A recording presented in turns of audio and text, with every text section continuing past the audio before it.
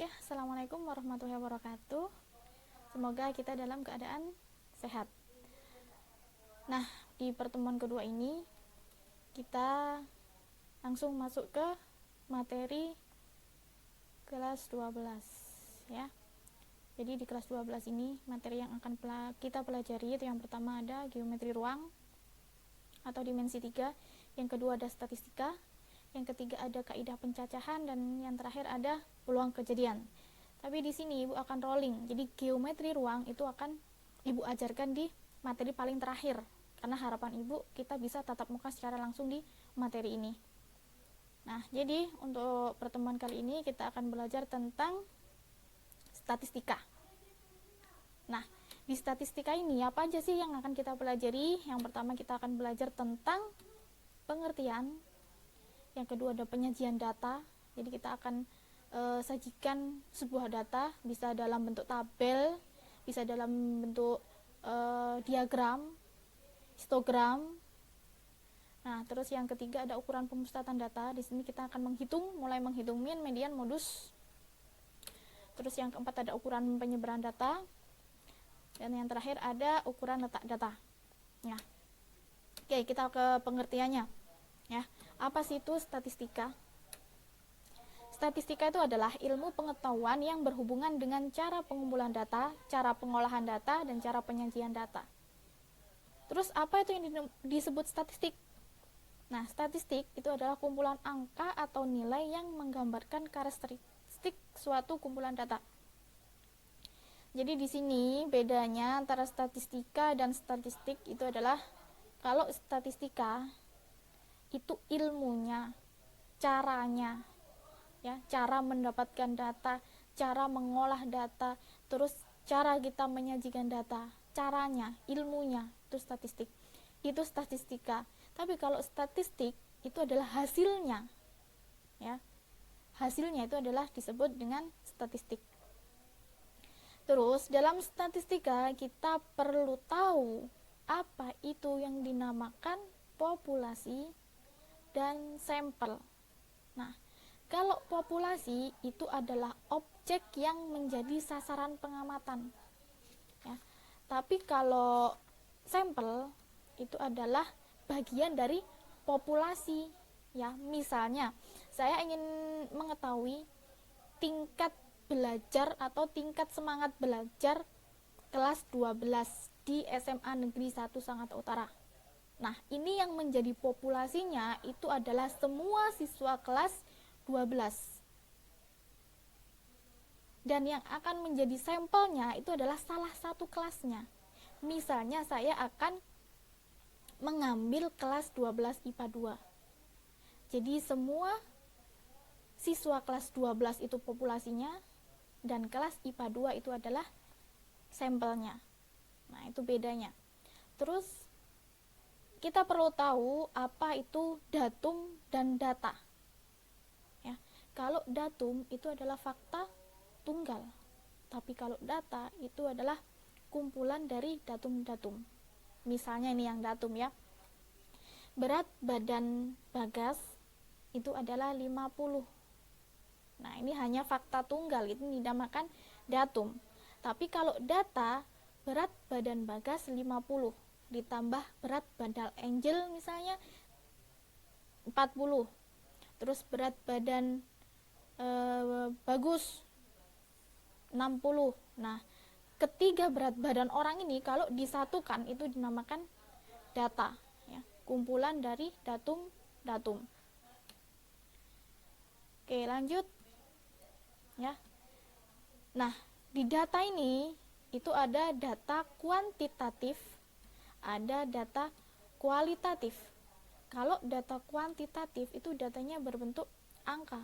Contohnya itu tadi, berat badan Bagus 70, berat badan Angel 40, berat badan Bagas 60. Nah, ini datanya berbentuk angka, ini dinamakan data kuantitatif. Tapi kalau data kualitatif itu datanya bukan merupakan angka, bukan berbentuk angka. Misalnya, cita-cita Bagas itu menjadi dokter, cita-cita Angel menjadi perawat. Nah, ini dinamakan data kualitatif karena bentuknya bukan angka. Terus ada data tunggal dan ada data kelompok. Kalau data tunggal itu datanya disajikan satu per satu. Nah, untuk data kelompok datanya disajikan dalam bentuk interval. Contohnya, ya, ada data nilai matematika kelas 12 IPA 1 misalnya, yang mendapatkan nilai 20 itu 3 anak.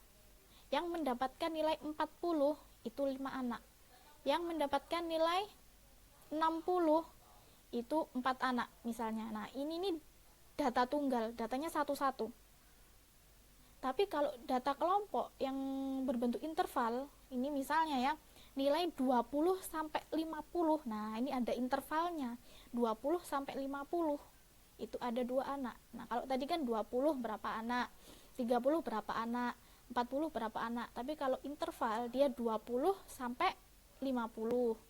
Terus 50 sampai 70 begitu misalnya. Ya. Itu data kelompok. Nah, itu pengertian umum statistika. Nah, sekarang kita masuk ke penyajian data. Nah, dalam penyajian data kita bisa pakai diagram, histogram, poligon, dan OGIF. Tapi saya rasa ini sudah kalian dapatkan di SMP. Jadi kalian sudah belajar ini di SMP, jadi saya nggak akan ajarkan lagi. Nah, kita akan langsung masuk ke tabel distribusi frekuensi. Ya, jadi kita akan belajar tabel distribusi. Oke, sekarang kita lanjut untuk penyajian data tabel distribusi frekuensi tunggal. Ya, di sini ada contoh data nilai matematika kelas 12 IPS 3. Datanya seperti ini. Nah, sajikan data di atas ke dalam tabel distribusi frekuensi tunggal. Nah, data yang awalnya bentuknya seperti ini, kita akan sajikan ke dalam tabel.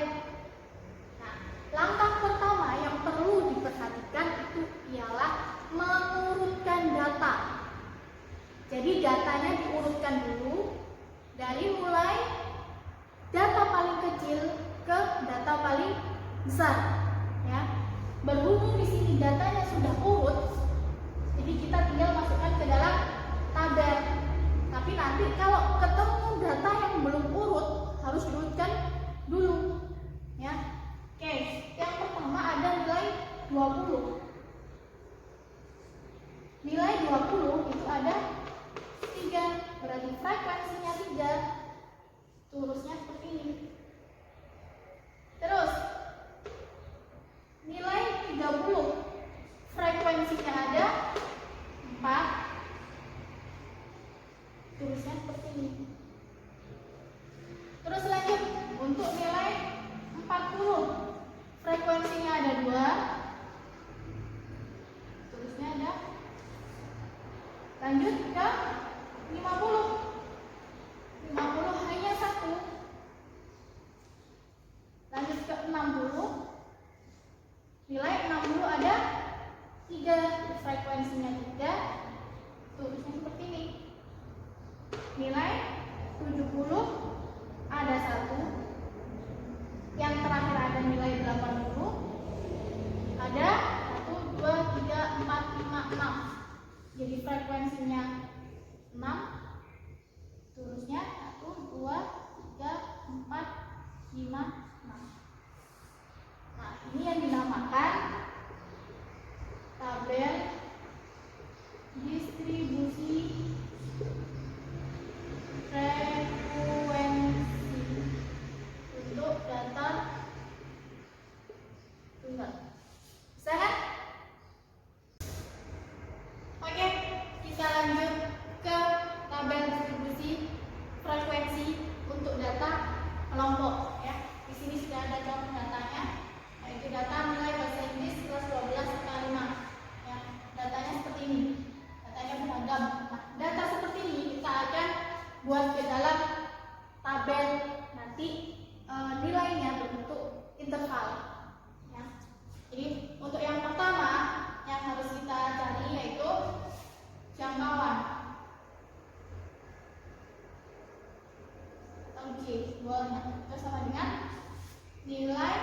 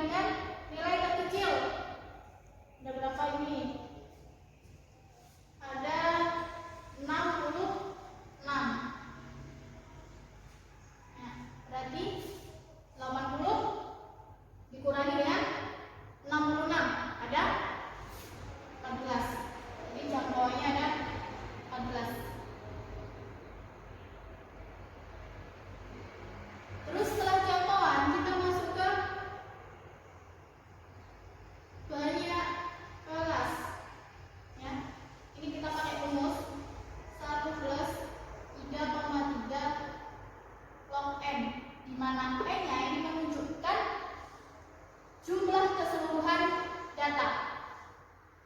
Jadi 1 ditambah 3,3 log berapa ini datanya? 1, 2, 3, 4, 5, 6, 7, 8, 9, 10. 1, 2, 3. Masih ada 5 juga. 30. Ini 1 ditambah 3,3 log 30 itu adalah 1,477. Kalau lupa dengan nilai logaritma, kalian bisa buka kembali buku materi logaritma. Tapi lebih singkatnya kalian bisa pakai kalkulator. Terus 1 ditambah 3,3 dibandingkan dengan 1,477. Hasilnya adalah 4,87. Nah, 4,87 ditambah dengan 1 5,87. 5,87 ini bisa kita sederhanakan, kita bulatkan ke 6. Jadi banyaknya kelas nanti harus ada 6. Oke, setelah banyaknya kelas kita ketahui, kita cari panjang kelas atau P dengan rumus jangkauan dibagi dengan banyak kelas. Ya. Jangkauannya tadi ketemu 14 dibagi dengan banyaknya kelas 6. Nah, di sini kita dapatkan 14 dibagi 6 ada 2,3. Nah, ini juga kita bulatkan. Kita bulatkan ke atas jadi 3. Kenapa sih kita nggak bulatkan ke bawah 2? Ya, biasanya kan pembulatannya kalau satu angka di belakang koma itu 3, 4, kita kan biasanya pembulatan ke bawah. Tapi ini kenapa kita bulatkan ke atas? Supaya nanti banyaknya kelas tetap 6. Tapi kalau kita bulatkan ke bawah nanti akan lebih dari 6, dan itu tidak boleh. Ya. Oke, panjang kelas sudah. Sekarang kita masukkan ke tabel distribusi frekuensi. Ya. Kita mulai untuk nilai terendah tadi. Nilai terendah ada 66. 66. Kita buat intervalnya. 66 sampai berapa? Karena panjang kelas ada 3, berarti harus 3 juga. 66, 67, 68. Terus lanjut ke kelas kedua. 69, 69, 70, 71. Terus 72, 73, 74. Terus 75, 76, 77. Terus 78, 79, 80. Terus 81, 82, 83. Nah, di sini panjang kelasnya ada 3, ya, sesuai sama ini. Terus banyaknya kelas harus ada 1, 2, 3, 4, 5, 6.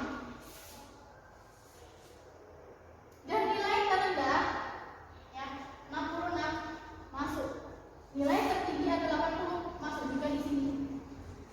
Jangan sampai nilai tertinggi tidak ada di sini. Nah, itu yang perlu kita cari solusinya. Setelah itu kita cari frekuensinya. Ya.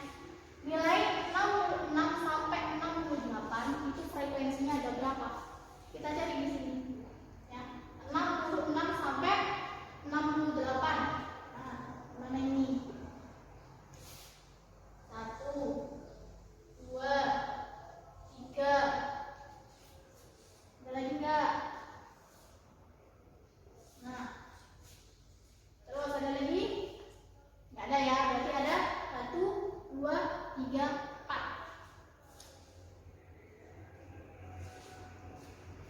Terus nilai 69 sampai 71. Berarti di sini 1,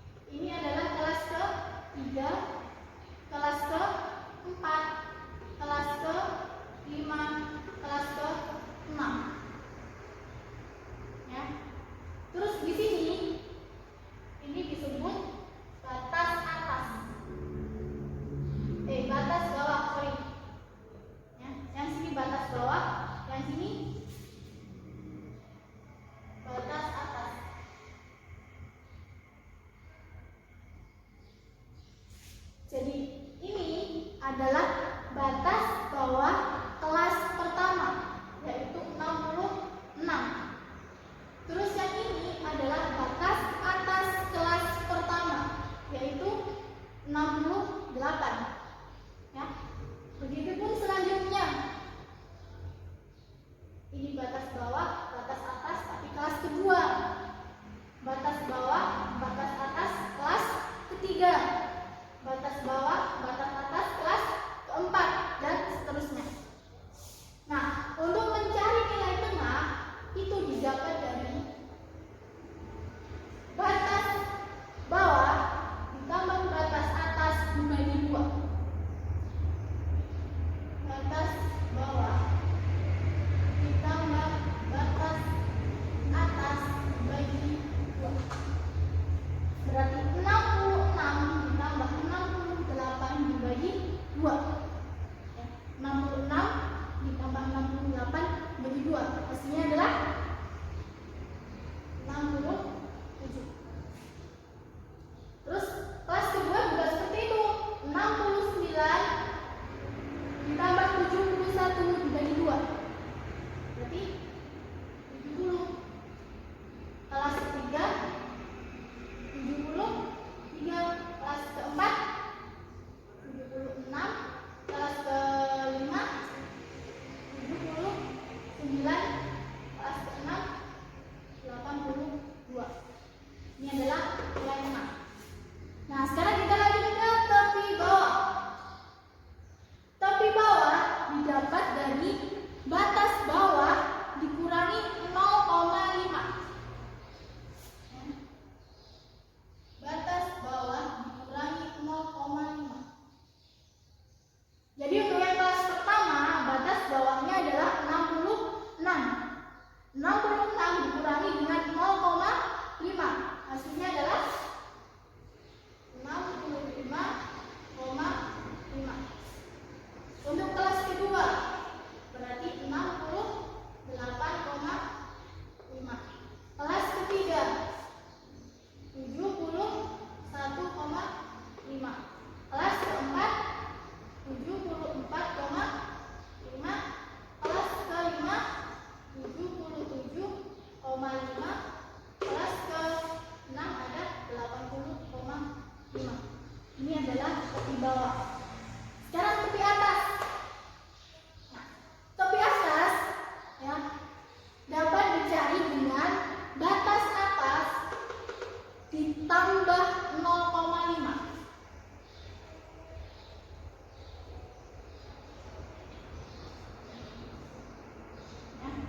Batas atas kelas pertama 68 ditambah dengan 0,5. Jadinya 68,5. Kelas kedua 71,5. Kelas ketiga 74,5. Kelas keempat 77,5. Kelas kelima 80,5. Kelas keenam ada 83,5. Ini dinamakan tabel distribusi frekuensi untuk kelompok. Apa sih bedanya dengan yang awal tadi, data tunggal? Nah, kalau data tunggal nilainya satu-satu. Tapi kalau untuk data kelompok dia berbentuk interval. Ya, interval itu 66 sampai 68 ini dinamakan interval. Oke, bisa ya? Oke, sekian pembelajaran kita hari ini. Semoga yang kita pelajari bisa bermanfaat. Jaga kesehatan selalu. Saya akhiri. Assalamualaikum warahmatullahi wabarakatuh.